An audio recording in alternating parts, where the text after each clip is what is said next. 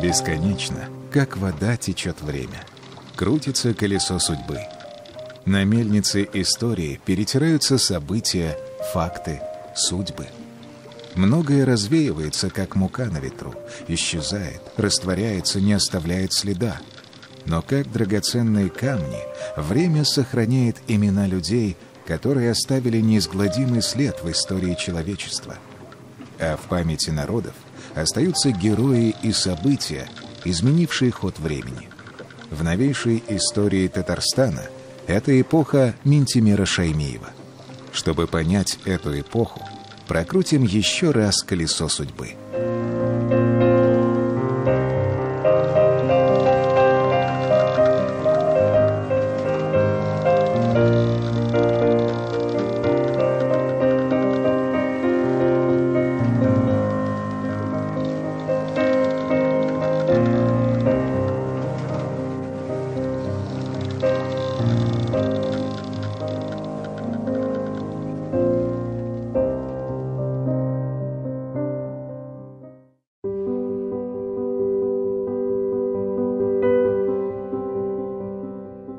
В послевоенные годы ученикам начальной школы в деревне Аняково в Актанышском районе Татарии выдавалась одна единственная на весь год настоящая тетрадь, чтобы учиться красиво писать. Но однажды маленький Минтимер в этой тетрадке для чистописания, которую берегли как зеницу ока, нарисовал целую страницу звезд. А на замечание учительницы сказал: «А мне захотелось нарисовать их на чистом листе. Посмотрите, звезды одни на чистом небе».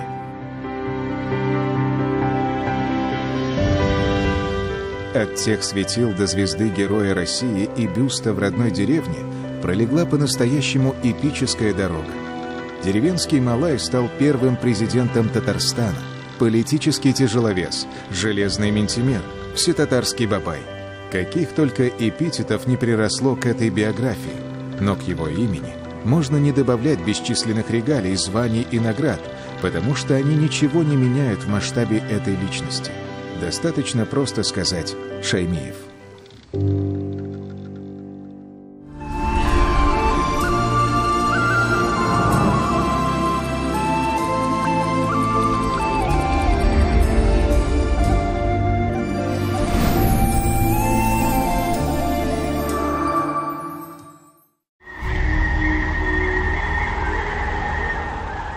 Минтимер Шаймиев родился в самую студеную пору, в середине зимы 1937 года, 20 января. Может быть, отсюда такая стойкость и сила характера.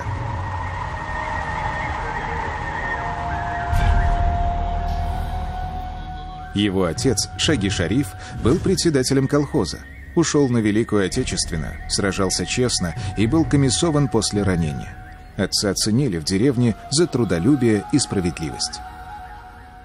В деревне к нашему роду относились с большим уважением. Иначе как могло случиться, что в годы коллективизации сына раскулаченного середняка избрали первым председателем колхоза? Это могло произойти только из-за доверия к нему и авторитета нашего рода. Крестьянское соображение доверить свою судьбу человеку, работающему и дельному, это очень дорогого стоит. Удивительно, отца избрали председателем колхоза в молодом возрасте. И он также пользовался огромным доверием.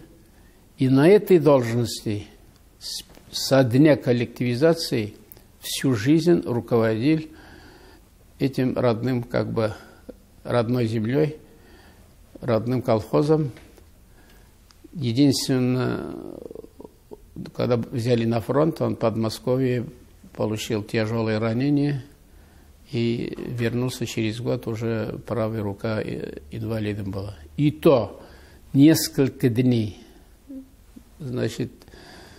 договорились колхозники, и потом попросили его, чтобы он несмотря ни на что, вышел бы на работу. Хотя бы посоветоваться и ошибок не допускать.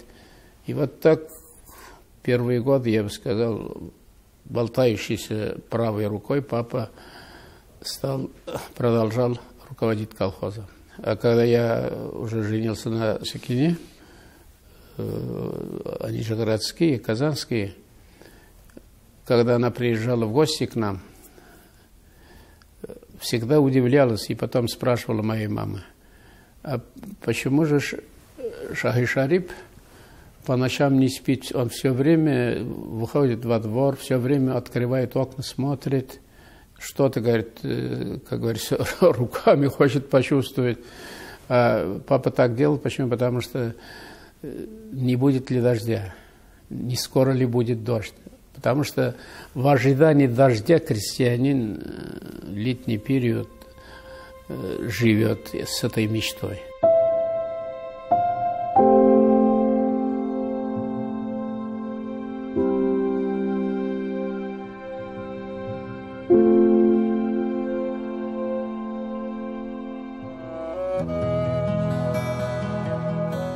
Мама Нагима занималась домом и детьми, растила 2 мальчиков и 3 девочек, вместе с односельчанами работала в поле. Нагима Апа была очень доброй, душевной и мудрой женщиной, настоящая хранительница очага. Она сберегла семью даже в дни военного голодного лихолетия, когда небывалым лакомством были темные оладьи из гнилой прошлогодней картошки. Мы дети своих родителей, так же, как и все, трудились и трудимся всю жизнь на земле. Не на земле, так на других работах, так сейчас. Но этот почерк, этот характер, преданность к делу, добросовестное отношение, она у нас сохранилась. Я считаю, что это очень ценное качество. Род был уважаемым. Дед Шаймухаммад, от имени которого и пошла фамилия Шаймиевы, до революции считался зажиточным хозяином. Он держал даже скаковых лошадей, которые никогда не проигрывали соревнований на Сабантуе. И родовое прозвище семьи поэтому было Чаптын – скакун. Шаймухаммада накрыло волной беспощадных репрессий 30-х годов, но ему повезло. Не убили и не сослали. А семена трудолюбия и уважения к земле у потомков никакие политические вихри вырвать не смогли. У деда отобрали дом, весь скот, как и происходило в то время. А всю семью с женой, с детьми выгнали на улицу. Кто в чем был, таким и оказался вдруг, лишившись своего крова. Хорошо, что высылать семью не стали. Папа и мама до последних дней жизни были благодарны людям, которые их в то время приютили на свой страх и риск. Спасло то, что наемных работников у нас не было. Хозяйство было большое, семья была работающей, управлялась самостоятельно. И в то же время сохранялась у людей определенная симпатия к нашему роду. Почему? Потому что они помогали людям, у кого что не получалось, и обеспечивали работой.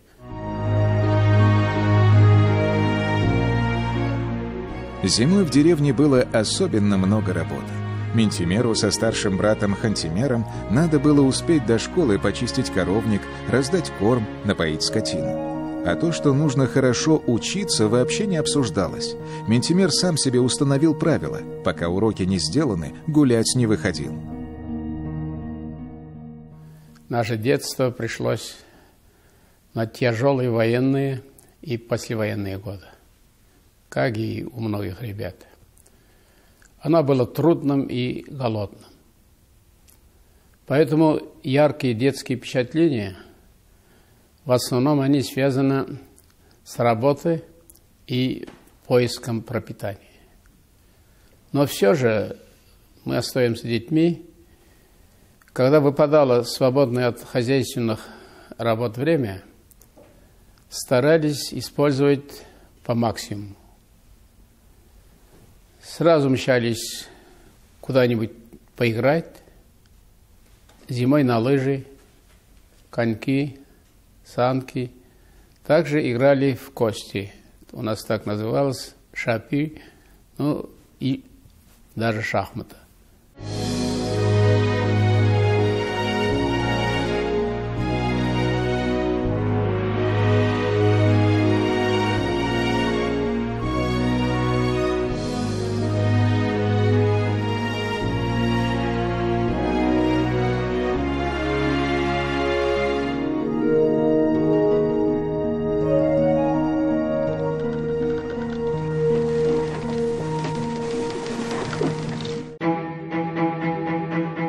Лидерские качества Минтимира проявились уже в детстве. В школе с 4 класса он был старостой. Беспорядка ни в чем не терпел, даже собирался поступать на юрфак. Мечтал быть честным прокурором, чтобы защищать простых людей. Но его отец увидел объявление о подготовке инженеров МТС. Такие специалисты были на селе на вес золота, а решения главы семьи не обсуждались. Мы поступали в механический факультет сельхозинститута при конкурсе 16 человек на одном месте. Вот, когда зов пошел селину поднимать, внимание сельскому хозяйству, мы все рванули. Мы поступали в институт, если набирали 23 балла из 25 возможных. Но такого не было после этого в истории нашего института. После института Минтимир Шаймиев совсем недолго трудился рядовым инженером в районной МТС. Уже в 25 лет молодой специалист был направлен в город Мензелинск управлять межрайонным объединением сельхозтехники. А потом все так быстро завертелось, и ни разу колесо карьеры не буксовало. Мое продвижение по служебной лестнице как-то шло по нарастающей. То директором, а после работы там уже дошло до должности министра на республиканском масштабе, то председателем правительства республики, ну и известно, и долгие годы президентом республики. Но это не по моей причине, моей страсти к власти. Как таковой, такой цели не было. И мне казалось самому, что по какой-то неведомой мне логике, как раз получалось, что как бы власть сама меня искала. У меня не было случая в жизни, чтобы я работу подбирал или жаждал куда-то. Получалось, что как будто работа меня ждет. Жена, Сакина Шакировна, прошла вместе с Минтимиром Шариповичем все трудные ступени его карьерной лестницы. Позже Шаймиев так вспоминал о первой встрече. Стояла незнакомая девушка в белой кофточке в модном черного цвета бархатном сарафане. Красавица с длинными блестящими косами. Абсолютно все до сих пор четко помню. Во что одета, в какой позе стояла, а какой взгляд. Так была закончена моя холостяцкая жизнь, остановлена одним взглядом. Мы познакомились у него на родине. Тогда был Калининский район. Он приехал весной, ранней весной. А чувства, видимо, все-таки весной бывают такие. Он приехал писать диплом по окончанию института к родителям. И вечером мы встретились на танцах в клубе.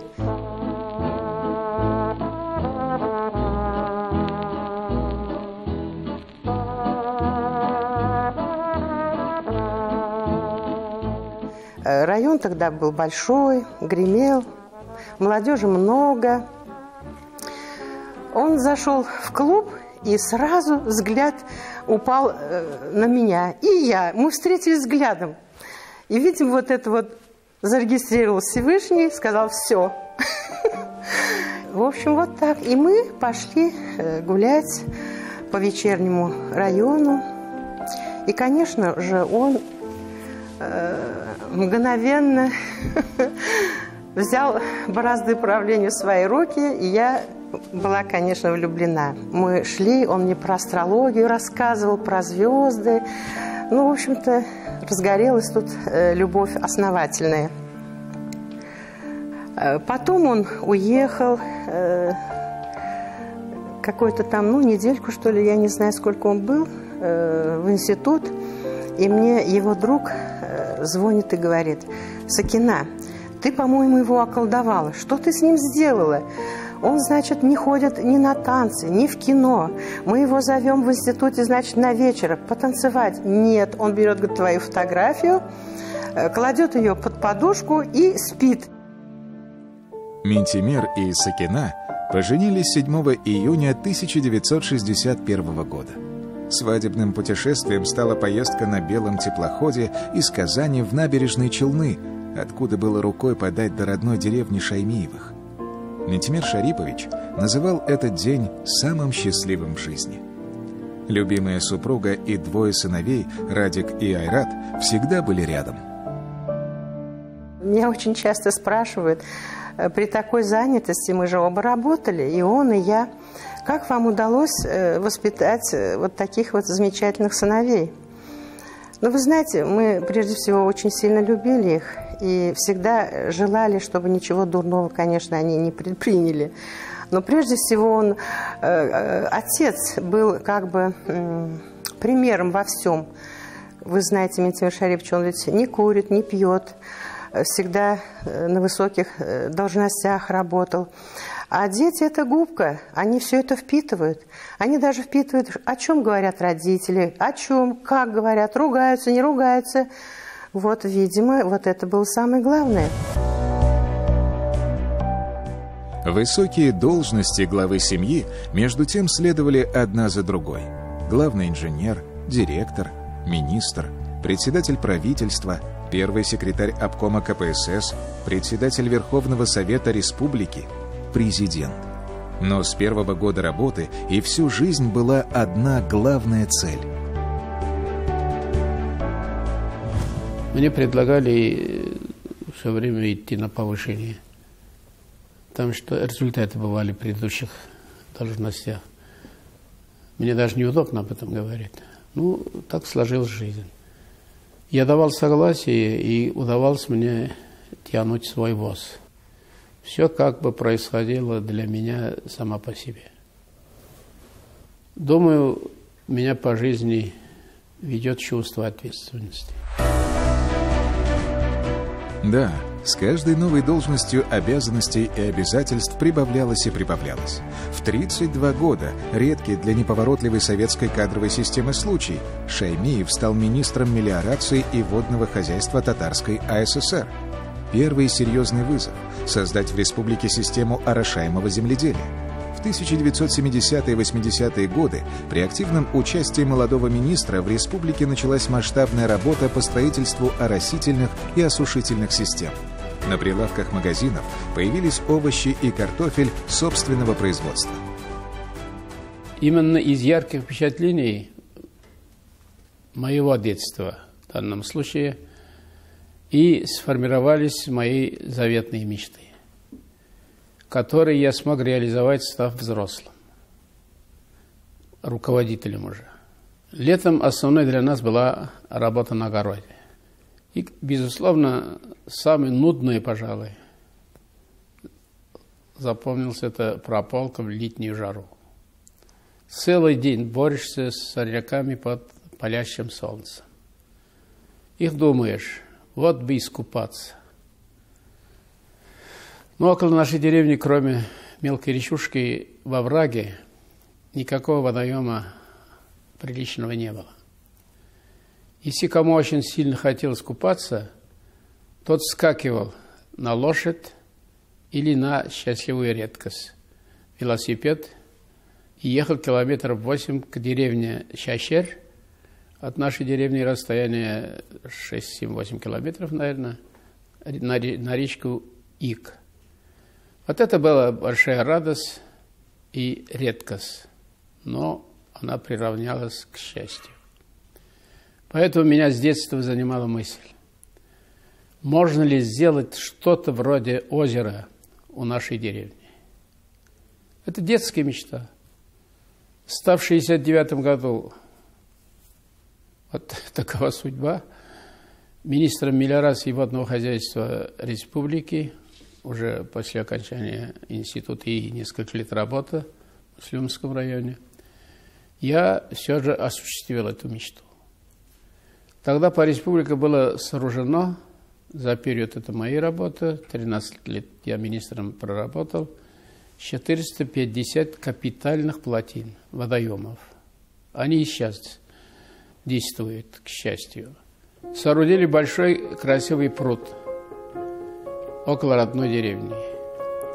Народ воспринял это как огромный подарок, как бы от Всевышнего. Я сам был рад вдвойне, потому что, осуществив свою мечту, мне показалось, я очень многое сумел сделать полезное для людей. Наш пруд и поныне радует моих земляков и гостей нашей деревни.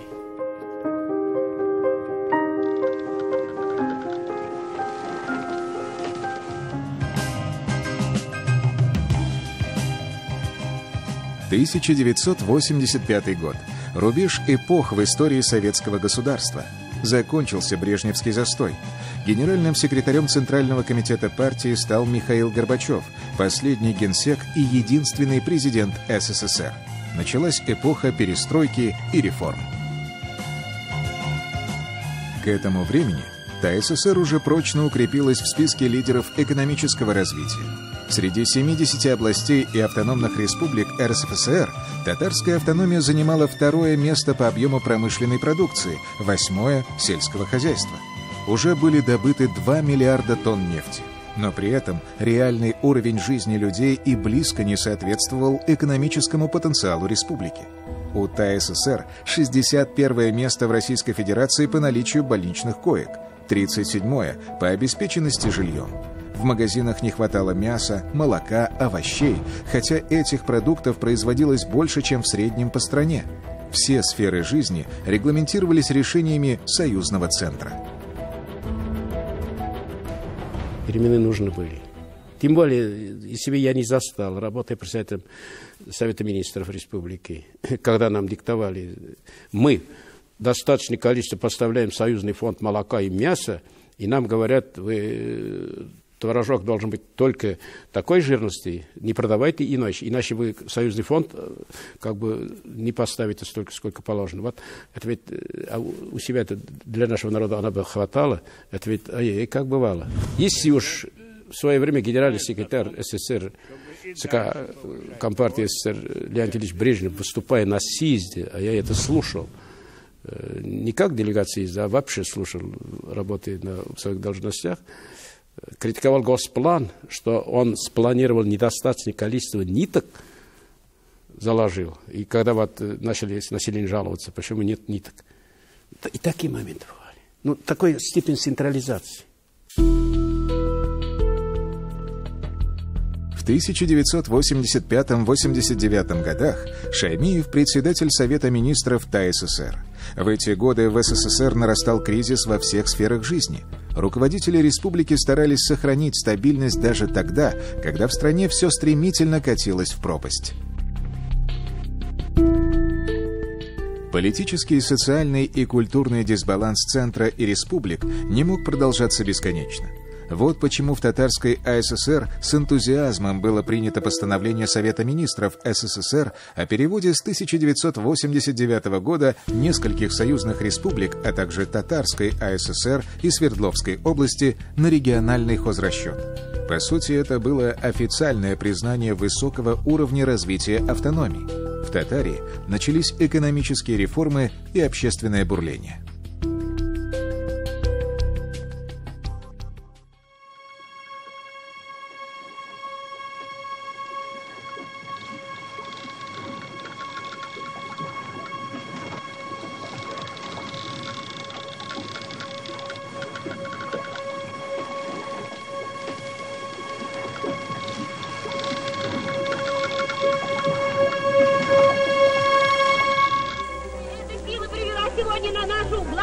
площадь города всех честных людей, чтобы решить вопросы об улучшении жизни простого народа. Сторонники национального возрождения создавали свои объединения. В Казани и других городах республики проходили многочисленные акции и митинги, где все яростнее поднимались вопросы об экономической самостоятельности, развитии татарской культуры, повышении государственного уровня ТАССР до союзной республики или даже независимой страны, придании татарскому языку статуса государственного. Меня начали обвинять, что я противник перехода к латинице. Вот это было самое, пожалуй, понимаете, для внутреннего чувства. Когда я уж себя считал, и могу по праву считать, надо еще поискать татарина больше, чем я. Родился и вырос, учился на чисто татарском районе, Актарском районе. И сегодня же там татары, значит, 86 с лишним процентов населения. В таких условиях жить и, как говорится, учиться и вырасти, как я мог, тем более я застал латиницу. У меня учительница была вторая, как говорится, после старшей сестры Марзиапа. Хорошая была учительница. Она еще застала латиницу. Но я знал, когда настойчиво продолжал настаивать, что мы не можем перейти на латиницу. Хотя вот для разговорной речи, для звучания слов, произношения на татарском языке, она очень мелодично, звучно, красиво. Никаких вопросов нет. Но и сегодня я убежден, как мы это могли сделать своими руками, значит, отделить татар, которые живут в других областях, краях. Это даже, я имею в виду, в данном случае, внутри Российской Федерации. В такой ситуации мы бы подставили самих себя. Отделили бы своими руками. Уже, как говорится, по письменности, прежде всего. Между тем, политическая и экономическая обстановка в СССР все больше ухудшалась и практически вышла из-под контроля властей. Ситуацию осложняли и противоречия между президентом СССР Михаилом Горбачевым и руководителем РСФСР Борисом Ельциным. 90-е годы прошлого века стали для Татарстана настоящей проверкой на прочность. С осени 1989 года татарский обком КПСС возглавил Минтимир Шаймиев. Я почему об этом говорю и считаю самое тяжелое время? Меня когда избрали первым секретарем, я проработал несколько месяцев. В то время очень многие, кто больше кричал, их избрали и руководителями областей, и на места, главное, пришли такие крикуны. Я не хочу обидеть людей, не имеющие опыта, желающие работать, я согласен, но никакого хозяйственного опыта, кроме как желания. Я потом их видел на практике. Практики руководителей областей, краев, республик тоже. Это ребята, даже они не виноваты. Но они стремились, но они ничего не знали. Никакого жизненного опыта нет. Представьте себе, неудобно мне о себе говорить, к перестроечным годам, к началу перестройки, у меня уже был, по сути дела, это 90-е годы, да, чуть ли не 30 лет уже стажа работы. Вот, с людьми, с молодых лет, руководителем на многих должностях, и республиканских уж часть. Вот, это был тяжелый момент, но в конечном счете совершенно верный, беспроигрышный вариант сохранения кадров. В апреле 1990-го Шаймиев был избран председателем Верховного Совета ТАССР. В Советском Союзе нарастал политический и экономический кризис, разгул преступности, развал народного хозяйства и обнищание людей. На площади Свободы в центре Казани проходили бесконечные митинги разных национальных и общественных сил. В такой сложной ситуации руководителям ТАССР нужно было приложить максимум усилий, чтобы удержать ситуацию и не дать расколоть республику.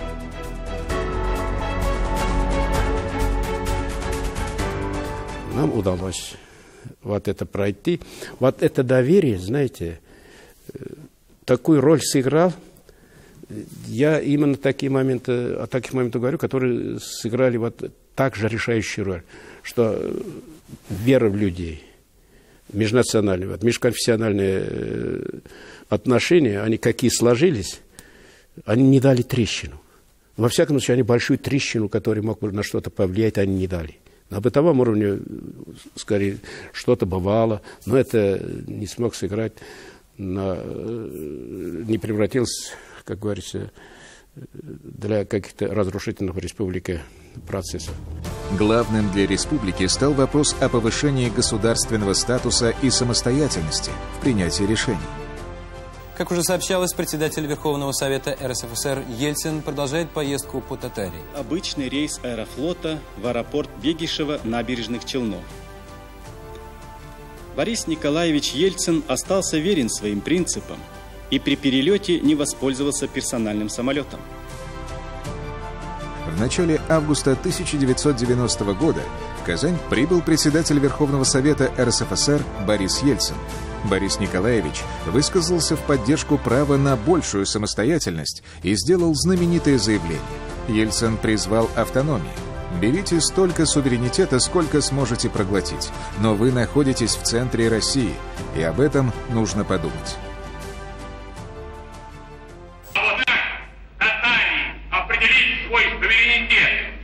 какой степени взять свою самостоятельность, пусть решает народ Татарии, пусть решает Верховный Совет как высший орган законодательной власти Татарии. Он сильный политик. Понимаете, он всегда выбирает из политических вопросов такие, которые бы отвечали интересам и Татарстана, и России в целом. Это просто талант его. Он умел это делать. И с ним разговариваешь, вроде он защищает Татарстан, одновременно он становится на сторону России. В Казани прошел мощный митинг национальных сил с требованием принять декларацию о государственном суверенитете. Через 5 дней сессия Верховного Совета ТАССР приступила к рассмотрению этого вопроса. Поздним вечером 30 августа 1990 года Декларация о государственном суверенитете республики была принята. Из 242 депутатов за нее проголосовал 241 человек при одном воздержавшемся. На политической карте страны появился новый субъект – Республика Татарстан. Уже тогда Минтимир Шаймиев завоевал авторитет политического тяжеловеса. Его идеи и дела шагнули далеко за рамки только региональных интересов. Первый президент Татарстана сыграл значительную роль в демократической трансформации страны и строительстве новой России.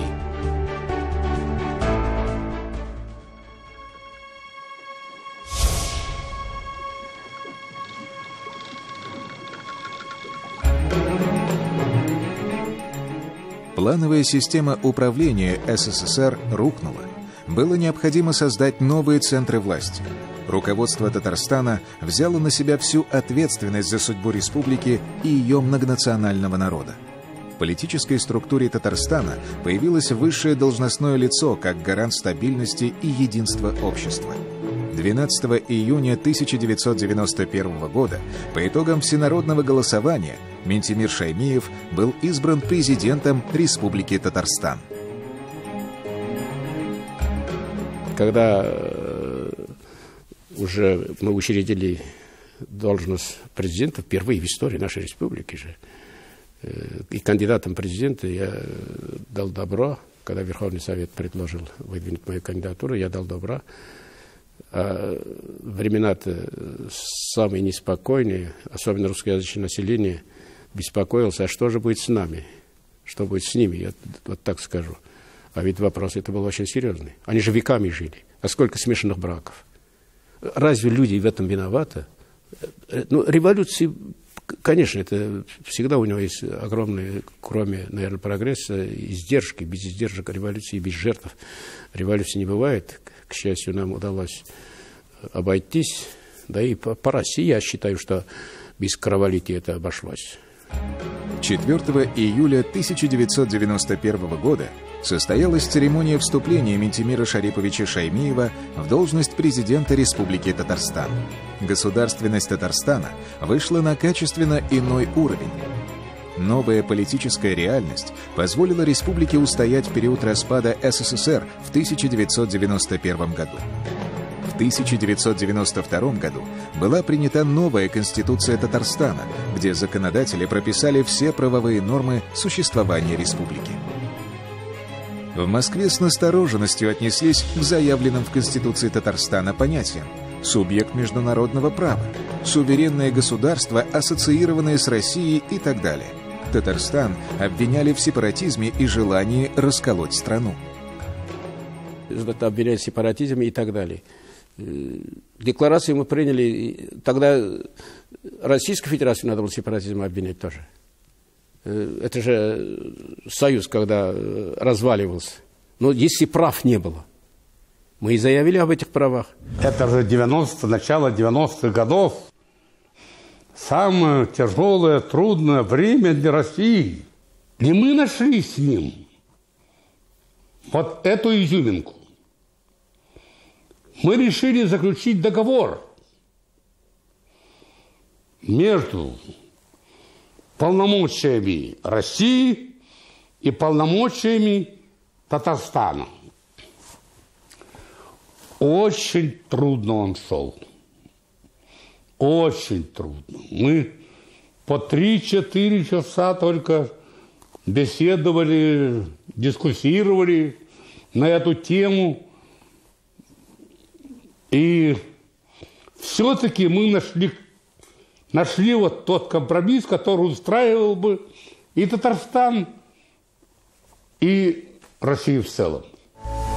15 февраля 1994 года в Москве Борис Ельцин и Минтимир Шаймиев подписали договор о разграничении предметов ведения и взаимном делегировании полномочий между органами государственной власти Российской Федерации и органами государственной власти Республики Татарстан. У республики появились юридические и имущественные права, самостоятельность в принятии решений.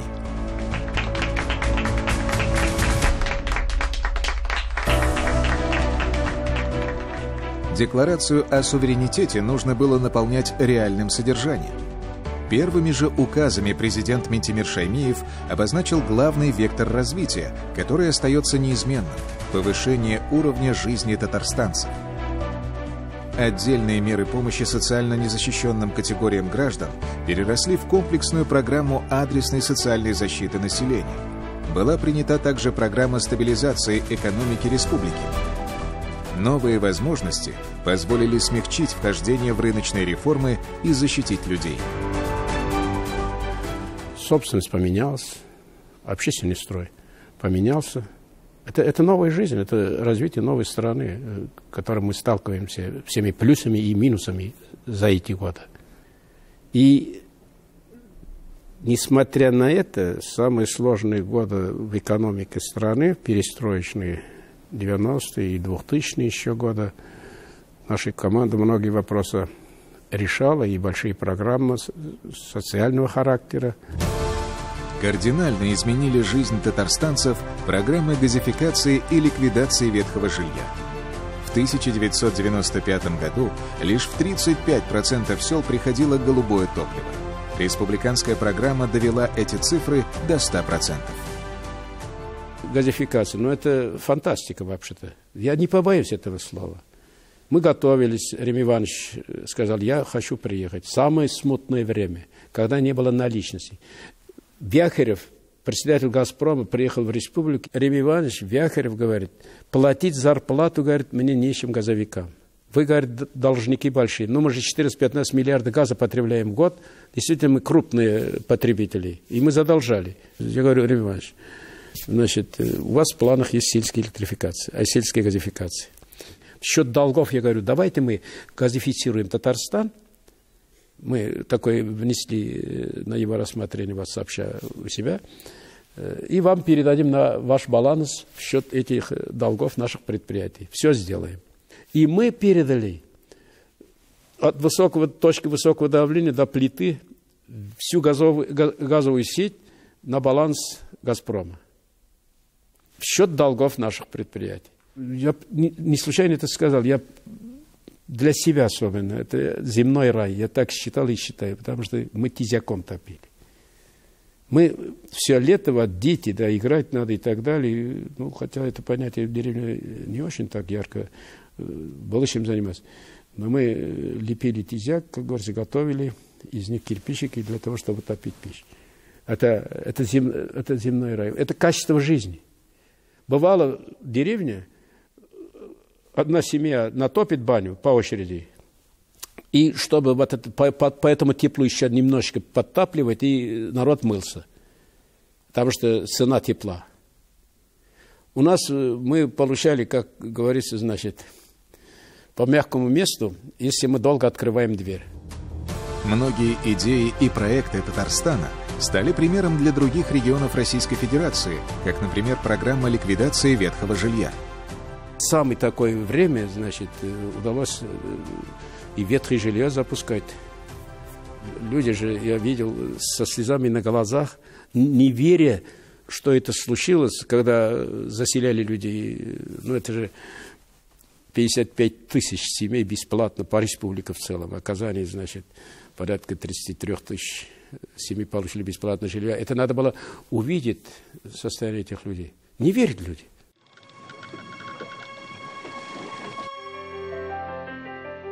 Новые политические реалии позволили начать экономические масштабные реформы. Но даже мягкий путь вхождения в рынок, который выбрал Татарстан, в разгар шоковой терапии был отнюдь нелегким. Проводя экономические реформы, входя в рынок, республика избрала путь мягкого вхождения в рынок. Разработана мера социальной защиты населения, которые с удовлетворением восприняты народом нашей республики. Республика цивилизованным путем наполняет декларацию о государственном суверенитете реальным содержанием. Вот смотрите на меня, вся я цветущая, вся я одета хорошо. Ну что еще нужно для жизни? Спасибо Шаймееву.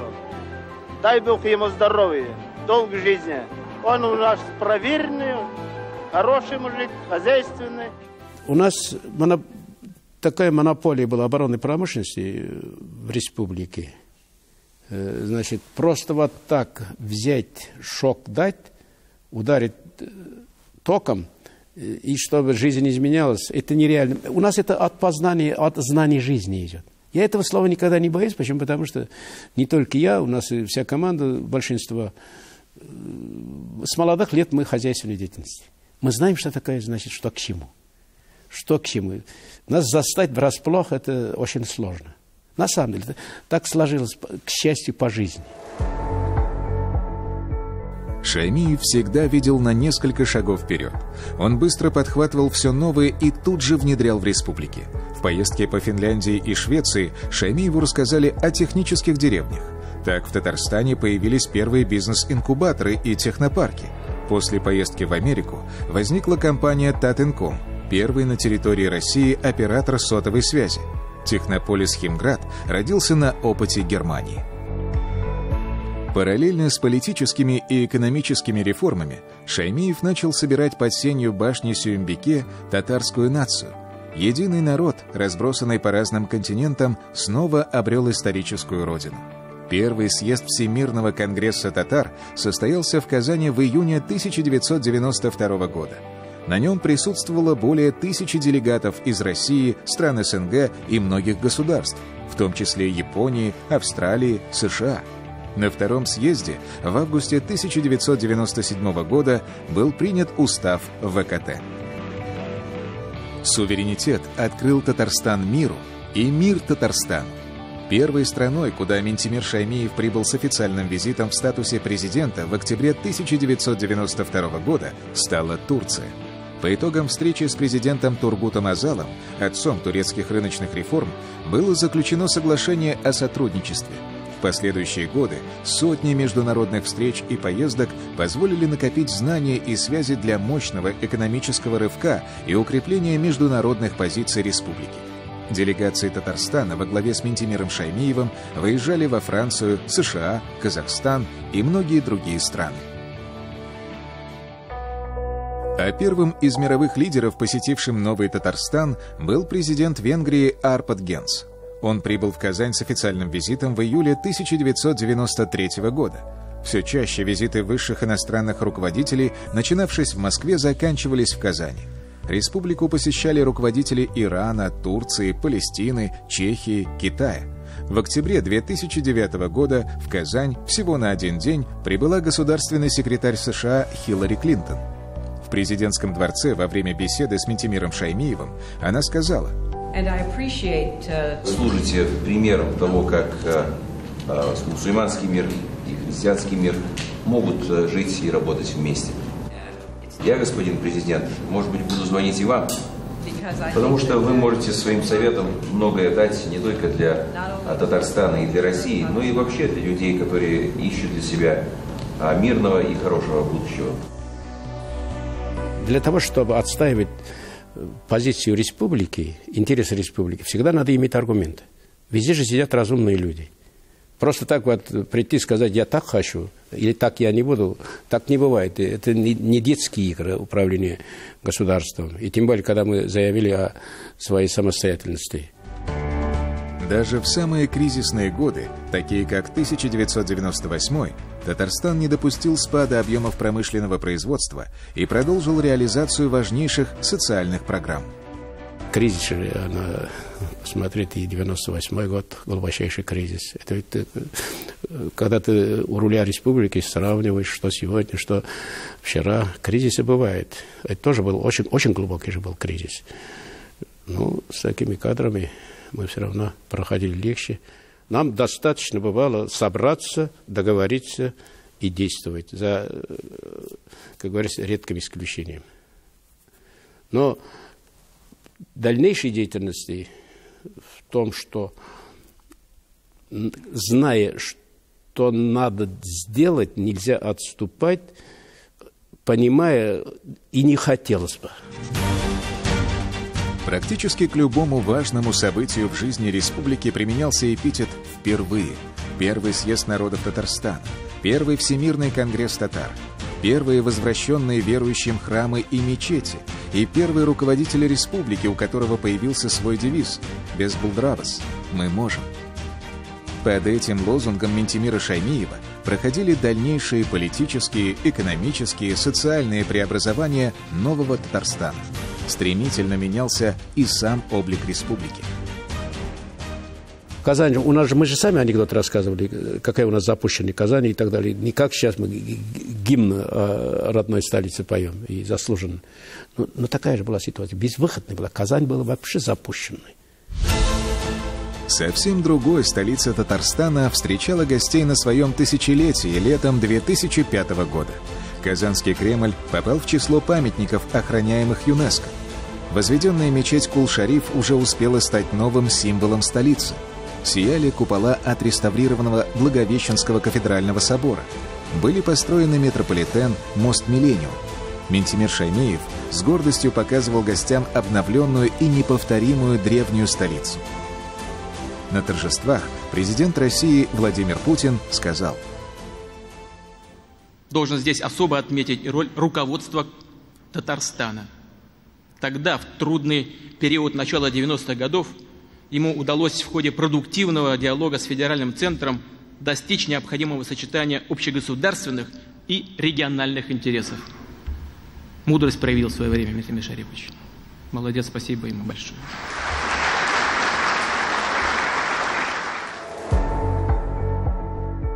За 4 президентских срока Минтимира Шаймиева в политический обиход прочно вошло словосочетание «модель Татарстана». И речь не только о межнациональном и межконфессиональном согласии. Республика стала российским лидером по многим экономическим показателям и социальным программам. Но главная цель оставалась прежней – улучшение жизни людей. Любому руководителю, политик он, не политик, так будем говорить, значит, раз он руководитель, он в чем-то уже политик, надо любить людей. Мы не должны иметь права обижаться на наших людей. Они имеют право. И это надо заранее знать, раз ты встал на этот путь. Это наши люди.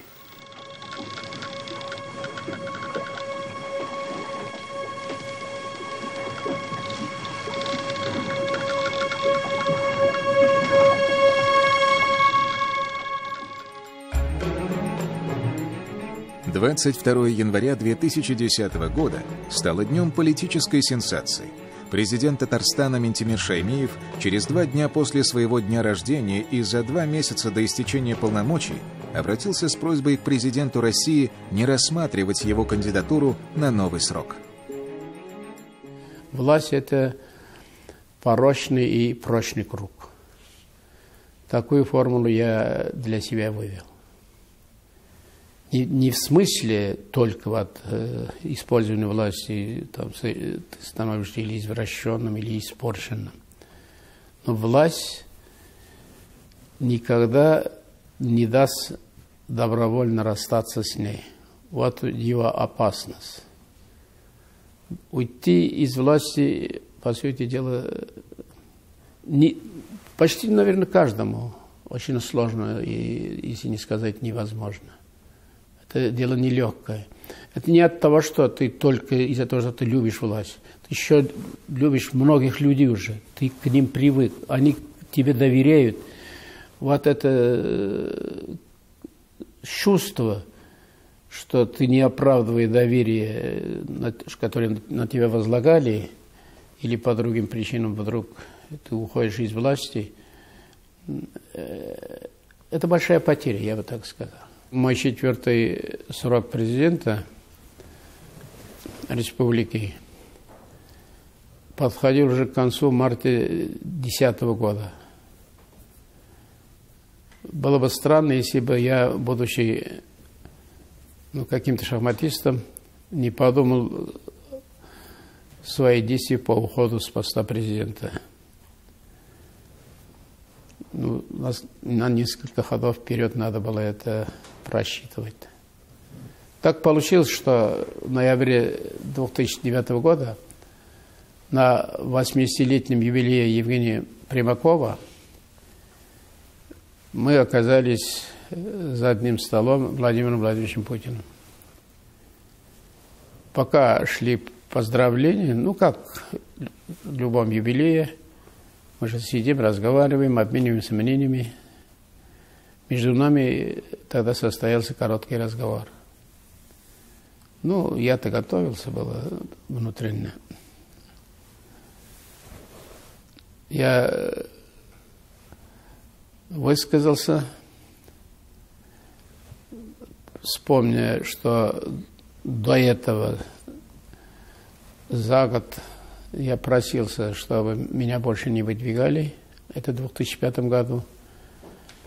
И попросил я и в этот раз, чтобы после этого срока, чтобы мне уже не предлагали дальше избираться и выдвигать свою кандидатуру. И это был услышан, этот голос. И мое обращение Владимиру Владимировичу, мне кажется, что дошло. Он и то даже в этот момент сказал: мы еще посмотрим, Ментимир Шарипович, вы пока не торопитесь принять окончательное решение. Но уже более понимающим голосом, чем первый разговор. И тогда я принял окончательно, внутренне принял свое решение. Шаймиев объяснил свою позицию и тем, что необходимо дать возможность проявить себя молодому поколению политиков, и назвал имя преемника, премьер-министра Татарстана Рустама Минниханова. Я с радостью и принародно таким образом передал полномочия своему, можно сказать, воспитаннику, достойному и опытному руководителю Рустаму Нургалиевичу. Зная, что новый президент республики совсем справится, И мы не ошиблись. Жизнь показала, что Рустам Нургалиевич действительно оправдал наши надежды. Мне навсегда запомнилась церемония вступления в должность нового президента. На мой взгляд, она получилась не только торжественной, но, я считаю, и душевной. Я поздравил своего преемника и напутствовал цитатой из стихотворения поэта нашего Габдулла Тукая. «Жизнь люби, люби народ свой, чти народную мечту. Смертны мы, не разменять бы жизни дар на суету». И также словами Николая Карамзина. «Любовь к Отечеству есть действие ясного рассудка, но не слепая страсть». Завершил я свое выступление традиционным лозунгом. Не сомневаюсь, у нас все получится. Мы можем без Вулдрабас. Зур Рахмат. Спасибо вам большое.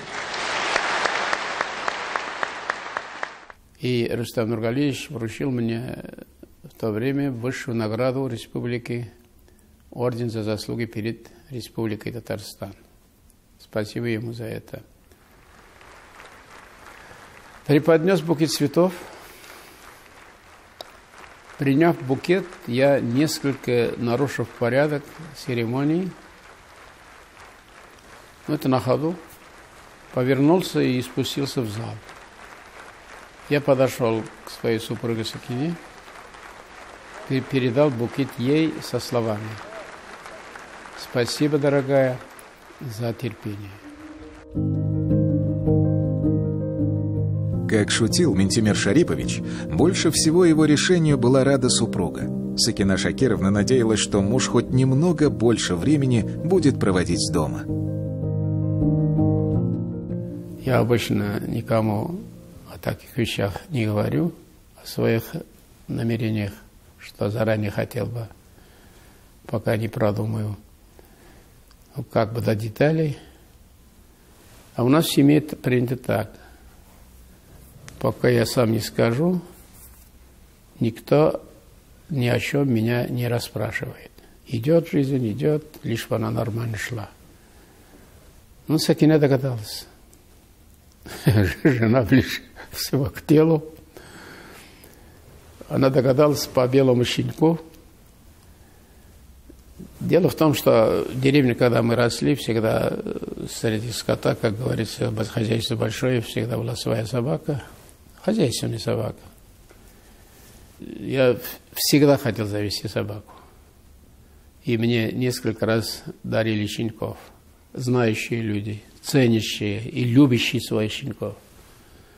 Но я, как человек крайне ответственный, всегда передавал их в хорошие руки. После того, если мне приходилось менять работу. Считаю, что к живым существам надо относиться по-человечески, уделять должное внимание. А я, будучи во главе республики, позволить себе иное отношение не мог. И вот, наконец-то, в январе 2009 года мне на день рождения преподнесли щенка, белую лайку. И я поместил его на даче, где мы живем. Соорудили для него вольер. Это его как бы дом. И вот тут уже Сакина поняла. Скоро будут перемены, значит. Она первым.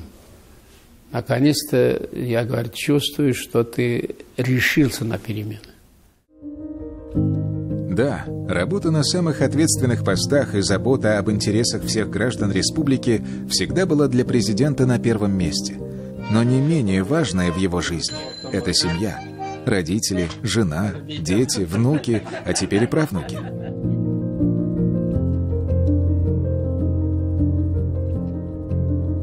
А новому питомцу Минтимер Шарипович дал кличку Махмай по имени героя стихотворения Тукая. В становлении личности очень большую роль играет семья, надежный тыл его. Он был всегда руководителем. Ну, а для меня он всегда был, прежде всего, главой семьи, отцом моих, значит, детей и человеком, которого я встретила однажды и выбрала его как бы на всю жизнь спутником жизни. С ним я всегда могла разделить и свои горести, и радости. Ну, а он, в свою очередь, после трудового дня бегом бежал в свой дом, очаг, домашний очаг, где тоже делился со своим рабочим днем, что легко, что плохо там. Но, во всяком случае, он приходил отдыхать от государственных забот.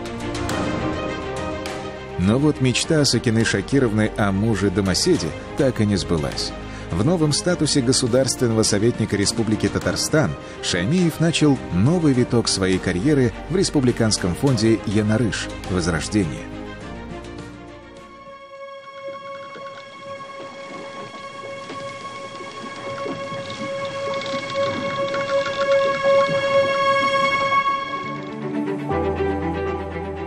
Прирожденный дипломат Шаймиев всегда умеет находить общий язык с федеральным центром, с меценатами, с международными организациями. Недаром ЮНЕСКО пришло в Казань именно при нем и при его огромном содействии. Поднимая культурный и исторический престиж республики, первый президент прочно вписал Татарстан в общемировую систему ценностей.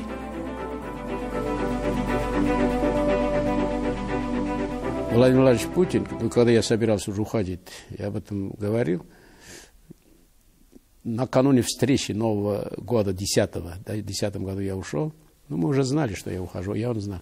Он мне назначил 30 декабря, значит, встречу. Я говорю, Владимир Владимирович, в последнее время вы уже, Татарстан часто посылаете высоких гостей. Не только как раньше, только Москва и Санкт-Петербург. Я говорю, всех интересует вот это мир, спокойствие в Татарстане, согласие межконфессиональное, межнациональное. Давайте так, значит, и мусульманские, значит, 10-9 века цивилизацию, и 16 век Свияжск, православный, я говорю, восстановим. На прекрасных берегах Волги. Я говорю, все пароходы, теплоходы, туристы, а сколько сейчас, вот, внимание, туризму, понимаете? И так и будет. Я говорю, мы их обделяем и себя обделяем. Я даже интересную вещь тогда сказал. Я говорю, мы татары же выпускаем, вы знаете, я говорю, оптико-механический завод у нас. Я говорю, бинокли. Вот мы сидим, татары, образно, так я сказал, я говорю, татары на берегу. И смотрим. И им не создаем условий, и сами не пользуемся ими. Надо отдать должное. Он говорит, какая цена вопрос? Ну, я говорю, мы у себя обсуждали, если по 500 миллиарда каждый год, до завершения восстановления вот этих ценностей, этих грады исторические. Он говорит, ладно, давай по 400 начнем. Конечно, население, бизнес-структура подключились. Мы все благодарны. Но иначе такие объемы поднять, вы же видите. Это же легко рассказывать. Еще в 1998 году руководство республики обратилось в ЮНЕСКО с просьбой о включении Казанского Кремля, Болгара и Свияжска в список всемирного наследия. В 2000 году при непосредственном содействии Шаймиева Казанский Кремль был внесен в этот перечень.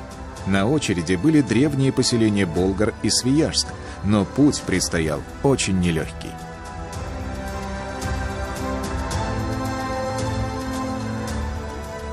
Начиная масштабную работу по возрождению Великого Болгара, мы, безусловно, понимали, что это не просто восстановление древних памятников или консервация руин, строительство и реставрация. Мы были убеждены, если восстанавливаем древний город, то должны воссоздать его духовную атмосферу. Поэтому нашей целью было превращение Болгара не только в центр притяжения мусульман и туристов, но и в культурный и научный центр, в каком-то смысле центр воспитания молодого поколения. Думаю, нам это, к счастью, удалось и удается.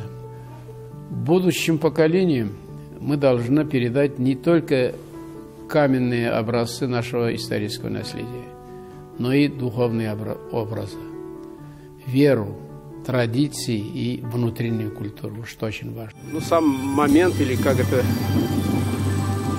должна передаваться из поколения в поколение, сам акт принятия ислама. Поэтому символический знак должен. И оно, чтобы не выше этих минаретов.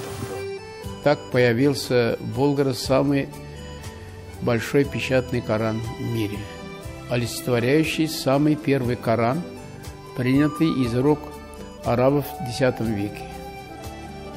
Для его достойного размещения и обеспечения сохранности построен великолепный музей на основе болгарской архитектуры. Памятный знак в честь официального принятия ислама волжскими булгарами.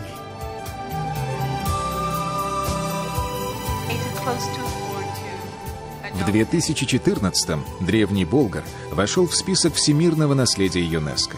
Проведены колоссальные археологические исследования, отреставрированы выдающиеся объекты мусульманской культовой архитектуры, создана современная транспортная и инженерная инфраструктура. Сегодня возрожденный болгарский историко-археологический комплекс стал священным местом поклонения и паломничества для мусульман.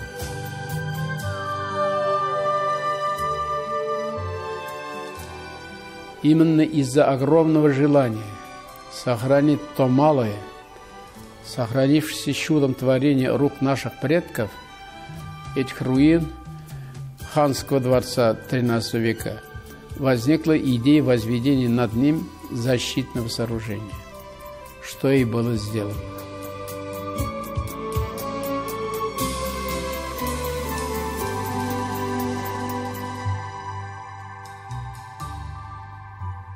Тут очень интересный этот момент, заслуживающий внимания.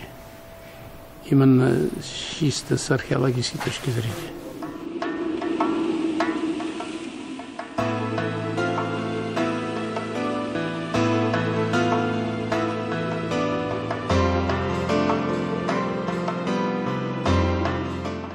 Даже кирпичи отличались.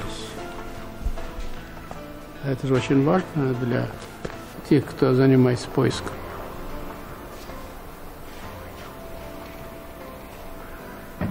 Но я подскажу еще, ребят.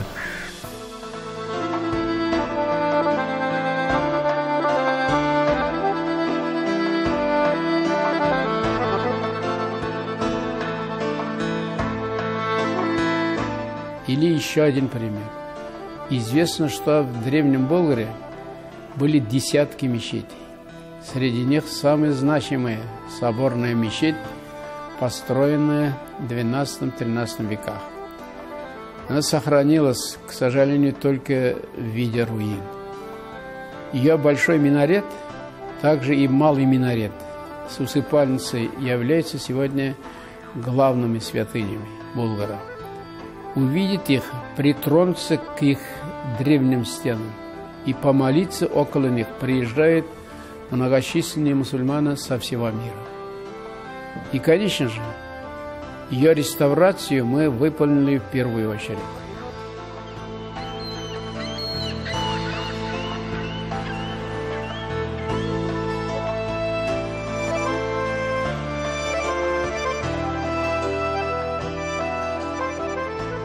Но учитывая, что соборная мечеть находится под открытым небом, мы все-таки утвердились во мнении, что для удобства многочисленных мусульман, посещающих Болгар, также необходима мечеть, способная принять верующих, помолиться при любой погоде, любое время года. Таким образом, вполне по правилам ЮНЕСКО, за пределами исторического городища предстала великолепная белая мечеть, собирательный образ из лучших произведений мировой исламской архитектуры.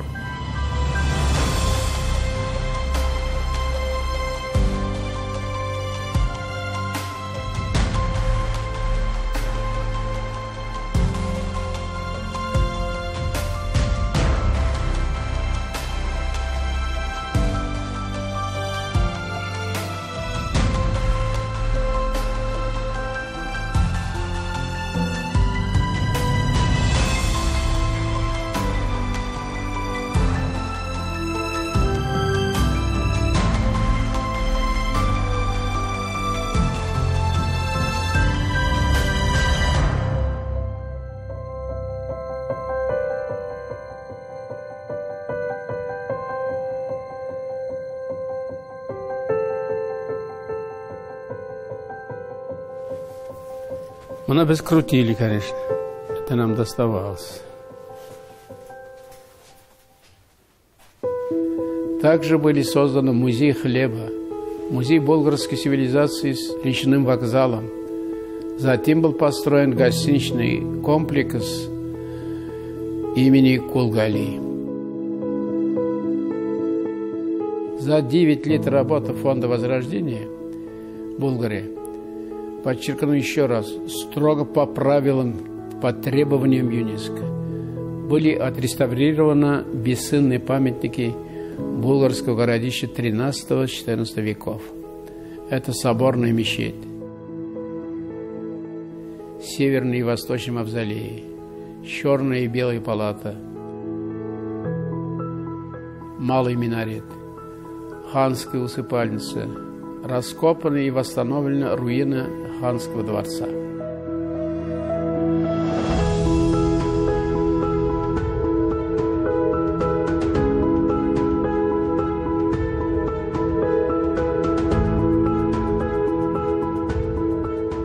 Мы не забыли и о жителях, так как на территории Древнего Болгара и самого города люди жили в уже ветшающих домах. И в одной из первых задач было переселение жителей за пределы территории древнего городища. Для них были построены 60 индивидуальных и 4 многоквартирных домов.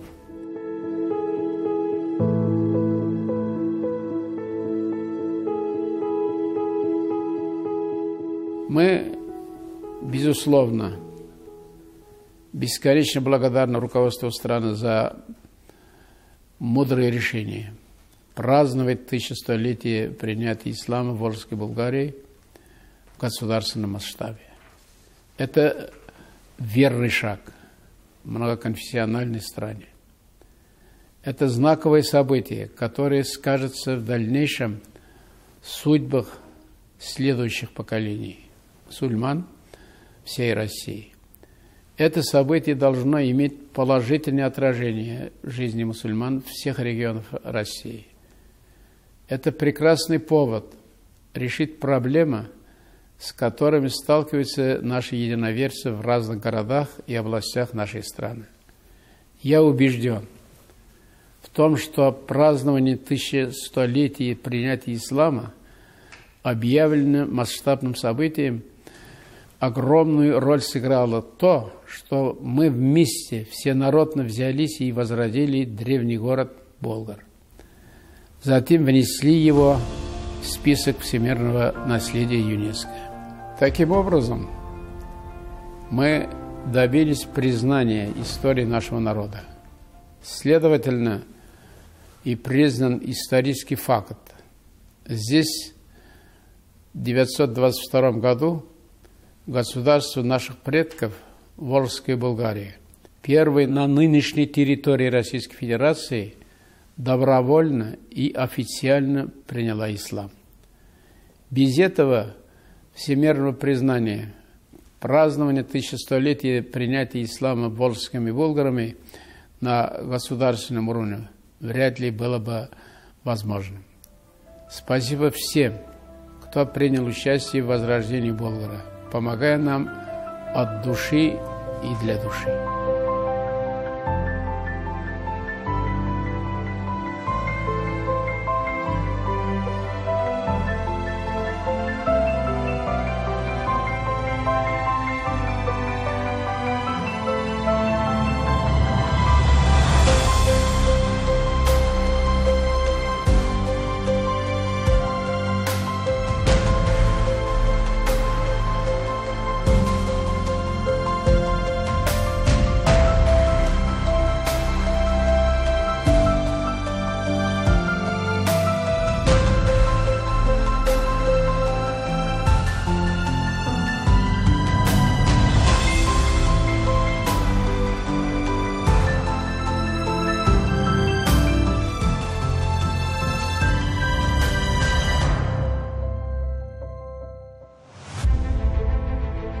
В 2017 году свое место в списке всемирного наследия ЮНЕСКО занял и Свияжск.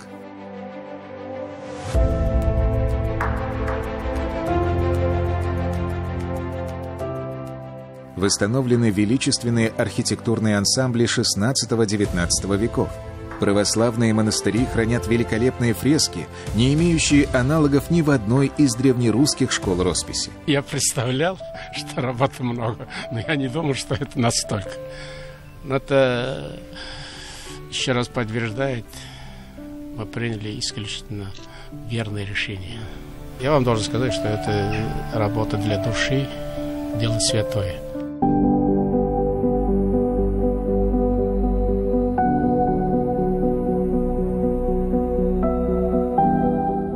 Если честно, я горжусь всем, что сделано нами на острове Града-Свияжск. Горжусь тем, что наконец удалось освободить остров от гулаговского духа советского запустения христианских святынь. Горжусь тем, что удалось превратить остров войны и революции в остров мира и согласия.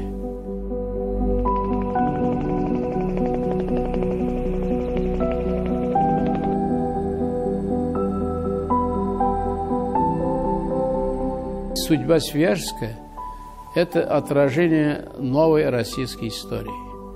Конечно, мы начали с того, что буквально вытащили людей из монашеских келий. Они жили в таких условиях, что трудно себе представить. Люди, живущие в Свияжске, ничего хорошего в жизни не видели. Ничего светлого в жизни у них не было. Также не было возможности ни уехать отсюда, ни жить по-человечески. Многие ютились в тесных кельях братских корпусов, даже не мечтая об элементарных благах цивилизации.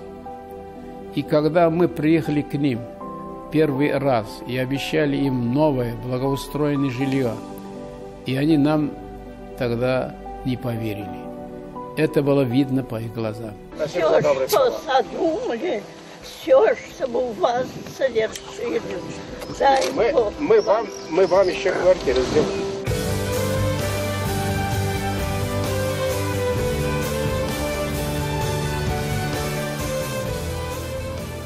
В ходе возрождения острова мы построили там 3 индивидуальных и 19 многоквартирных домов для жителей острова.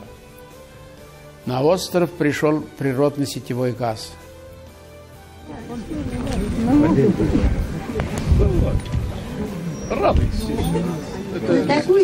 Такое внимание к нам. Мы сроду такого не видели.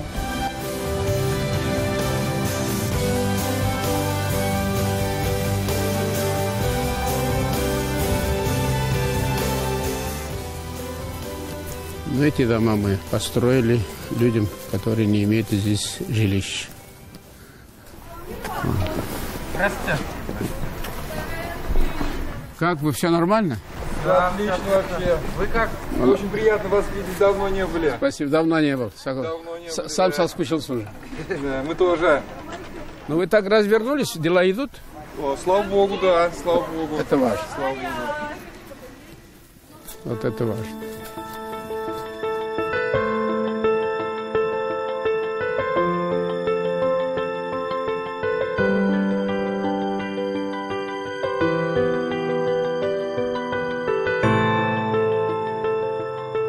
Пытаясь политизировать нашу деятельность, мне часто задавали вопрос, зачем восстанавливать город-крепость, построенный для взятия Казани, имеющий прямое отношение к трагическим страницам истории татар. Я отвечал, что мы не занимаемся обсуждением истории, которую, как известно, не выбирают, она такая, какая есть. Ее нельзя изменить. Но также нельзя передавать ненависть из поколения в поколение. Надо передавать только лучшее. Наша цель – возрождение бесценных исторических памятников, творение рук великолепных умельцев, выдающихся зодчих мастеров своего дела. Мы отреставрировали все православные церкви и соборы острова Града, Успенский собор и монастырь, где были отреставрированы уникальные фрески, благодаря которым нам удалось обосновать универсальную ценность собора перед экспертами ЮНЕСКО.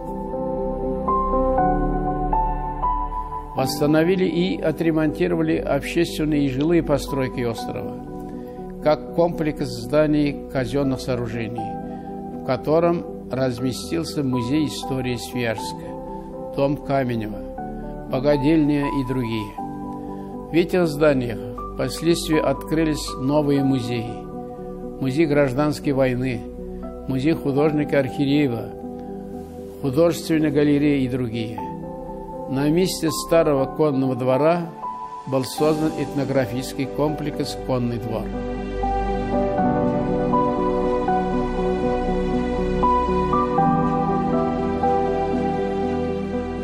Нас особенно порадовали результаты археологических и охранно-спасательных полевых работ, связанных с берегоукреплением, потому что был раскопан комплекс средневековой деревянной жилой застройки «Татарская Слободка», сохранившийся во влажном культурном слое. Находка и исследование уникальной по сохранности археологической древесины дала возможность создания единственного музея в России археологического дерева.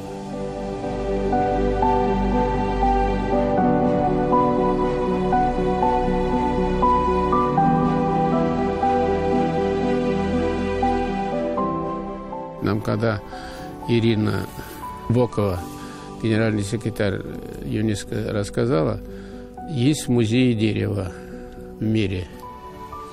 3 штуки, она тогда сказала. Мы поехали, посмотрели, значит, и вот построили. И это оказался, по ее признанию, это сейчас лучший музей археологии дерева в мире.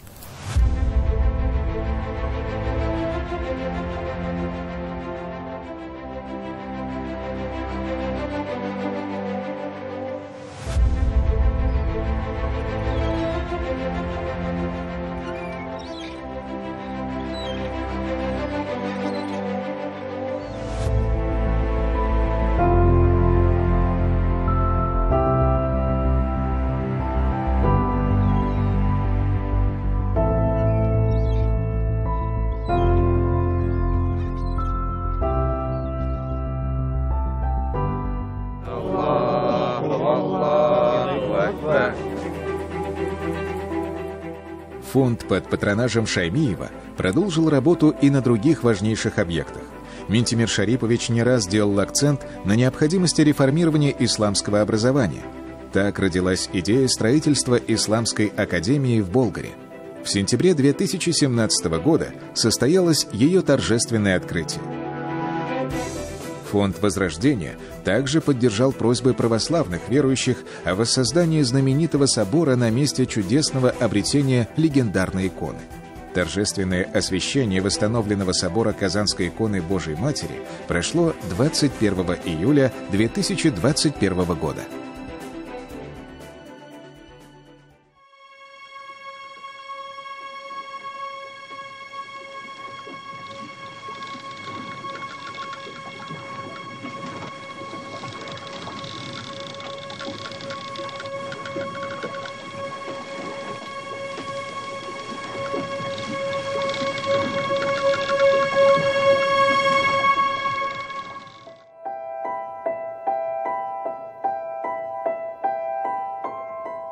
Не останавливаться. Это и есть секрет политического долголетия. Даже если идти становится трудно, и навсегда уходят соратники, друзья и самые любимые люди. В 2018 году не стало Сакины Шакировны, главного источника вдохновения, силы, стойкости и успехов Минтимира Шаймиева.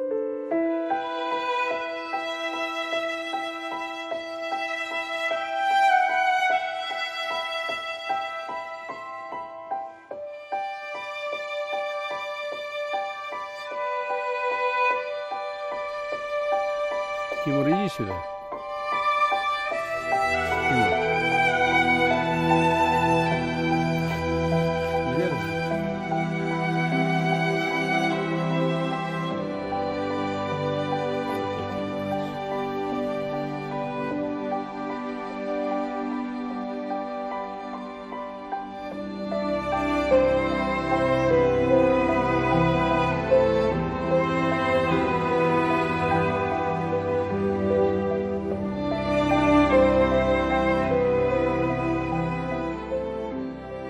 Ярату үрнәге,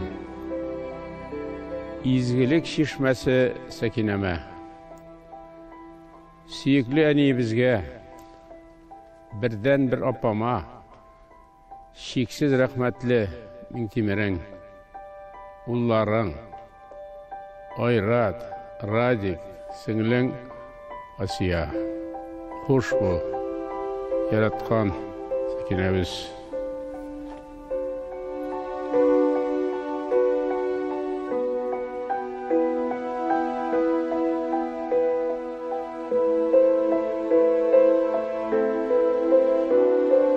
Бесконечная доброта. Бесконечная доброта. Такой доброты не от того, что она была моей женой, я в жизни не встречал. У нее не было предела добра к людям. Да и к животным. Она 3 раза только кошкам в лесу нашем, где мы на даче живем, горячую пищу готовили, когда не рабочие дни. Такая доброта. Не было предела.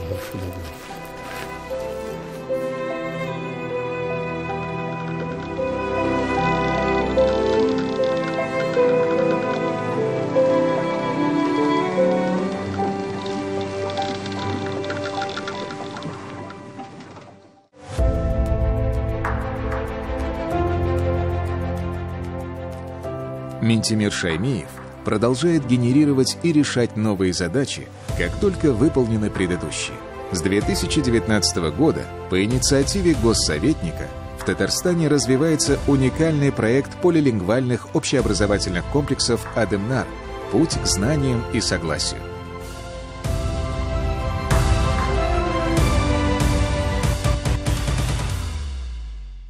Мне кажется, что это весьма логичное и естественное продолжение деятельности Фонда Возрождения. Вот мы возродили Болгар и Свияжск, построили Болгарскую академию, возродили собор Казанской иконы Божьей Матери. Получается, что мы свой долг выполнили и передаем это бесценное богатство нашим потомкам. И дальше судьба нашего исторического наследия будет в руках молодого поколения. И возникает правомерный вопрос, а сумеют ли они, в свою очередь, сберечь наше наследие и передать его следующему поколению? Безусловно, это зависит от того, как мы их воспитаем и какое образование сумеем дать нашей молодежи.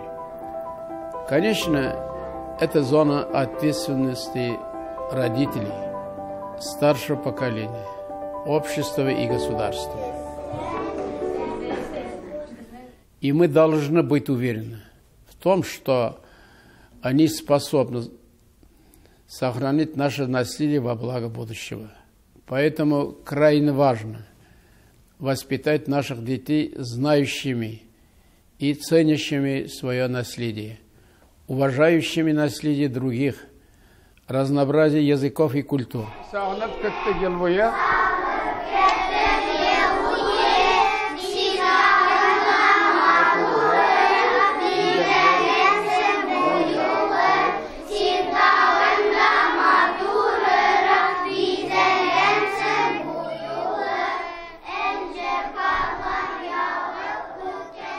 Также важно дать им возможность получить разностороннее образование, воспитать их конкурентоспособными в этом открытом и быстро меняющемся мире.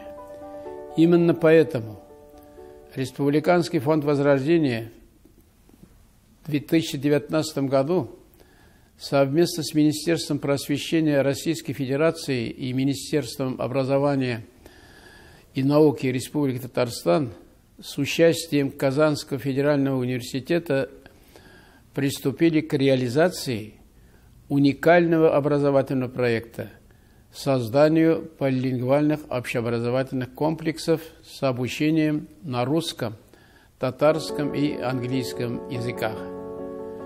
Я предложил все комплексы объединить под названием «Адамнар» – «Путь к знаниям и согласию». «Адамнар» – «Билимге хэм килишуга юл». Слово «Адамнар» означает «шаги» на татарском языке.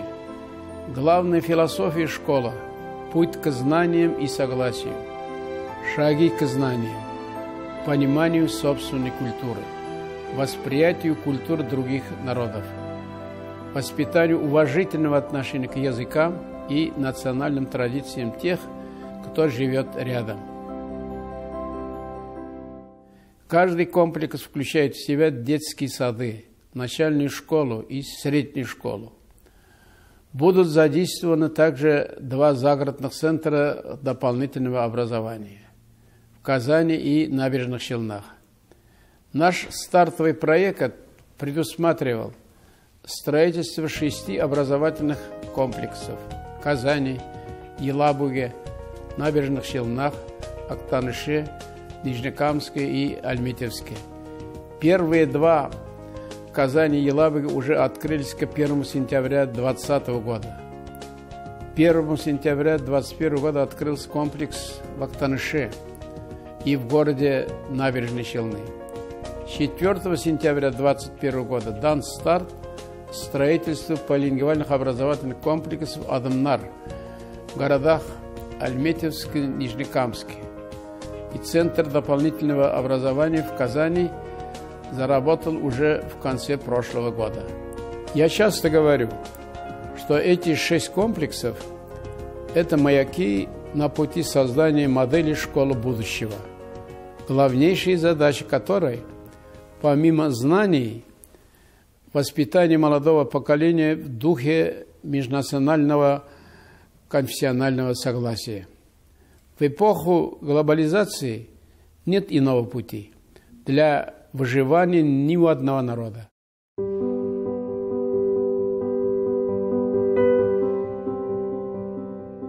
Звезды в детской школьной тетрадке стали для Ментимира Шаймиева пророческими. В 2017 году за особые трудовые заслуги перед государством и народом Ментимиру Шаймиеву было присвоено звание Героя труда Российской Федерации. 26 августа 2020 года в его родной деревне прошла церемония открытия бюста и парка Бабайда Кунакта.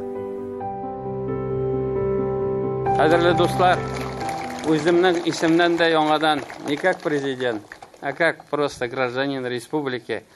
Ментимир Шаймиевич, ол біздің оқытушыбыз, это наш учитель, это наш наставник. Все мы вот здесь, руководство республики, мы воспитывались на примере Ментимира Шаймиевича. И мы ему искренне благодарны. Без башия Ментимир Шаймиевич сіздің алда. Сізге бик зор рахмат, ұзақ жылдар исәнлік, саулық тілеймін сізге. Рахмат сізге.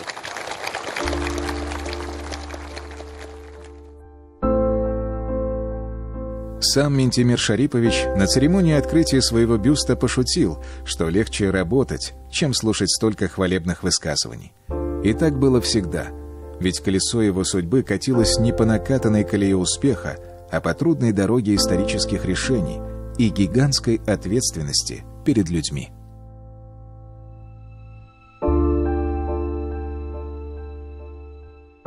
Я очень благодарен нашему народу, республике многонациональному. Она умеет сострадать и понять. Рассчитывать, что все поймут, это невозможно. Тогда ты же знаешь, куда идешь, на какую работу. Не для того, чтобы тебя хвалили. Для того, чтобы тебе поверили, И как-то люди понимали, что каким-то образом проходишь меньшими издержками вот эти сложности. Вот это, то, что удавалось, вот это, с моей точки зрения, это радует.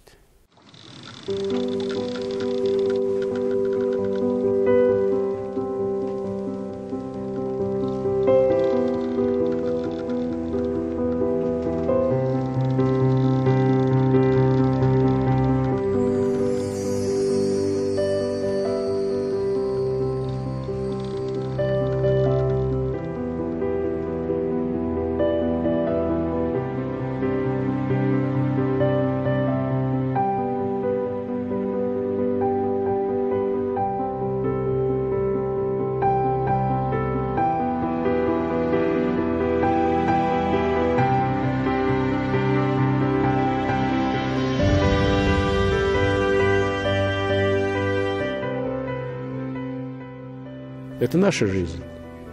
Во всяком случае, очень многое зависит от нас. И мы уверенно, как говорится, идем и по пути цивилизации, с любовью к своей родной земле, к своему народу и находя взаимопонимание со всеми, кто жил, живет в нашей республике.